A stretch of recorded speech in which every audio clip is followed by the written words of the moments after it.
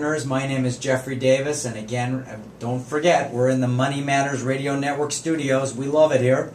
And I have another guest in the studio right now. I have LisaDonFrancesco. Yes. Principal, St. James Re-Advisors, LLC. Yes, St. James Real Estate Advisors. Oh, it says Re on the board. I'm sorry.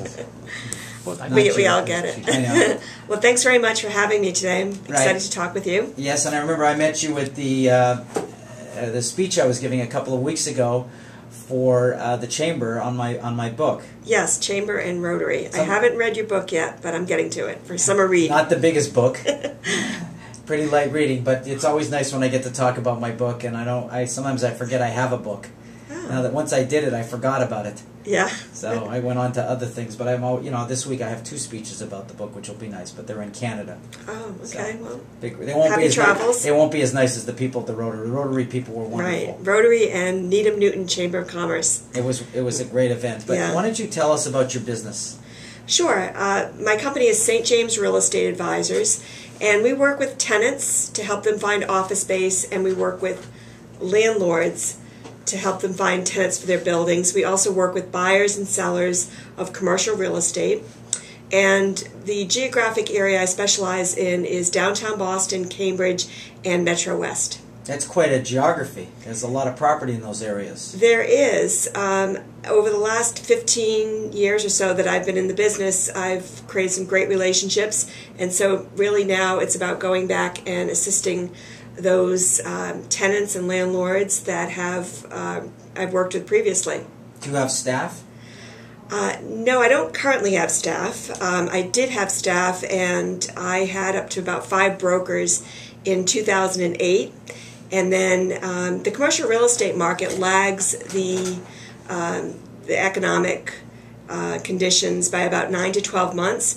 So I decided in the summer of 2009 that I'd prefer to do transactions independently, and I changed my business to a sole practitioner business versus a company with employees. And I was very happy to put aside those operational responsibilities, because I much prefer working with tenants and landlords and on the transaction side. Right. Much difference. So was that a hard transition for you? It was. I was relying on staff, and I was doing both transactions and trying to build the operations. Once I put aside the operational part of my business, I could devote my time to my clients, and it felt much better, and that's the way I'm running my business now. Currently, I have business services that I look for help from, and they are independent of me. So I have someone who works on my marketing, my PR, my website, and all those other services that I need to run the business. So I outsource them. You're a one-armed paper hanger, though, correct? You do your own invoicing, you do your own sales, you do the projects themselves. I do, and that's what keeps me very busy, even on Memorial Day weekend. And where's your office? I have an office at 101 Federal Street, downtown. I'll have a lot of clients downtown, so... I've been around there a few times. I'm sure. So, I think the market's changing a lot recently. Can you tell us a little bit about that? Sure. So I guess beginning with September or fall of 2008, just like all other businesses, there was a shift in the banking and a shift in the business climate. And again, as I said, there's a lag with commercial real estate. So if you can imagine, companies started to lay off employees, so that affects my responsibilities and the number of folks that are out in the market looking for office space. So that came down a bit.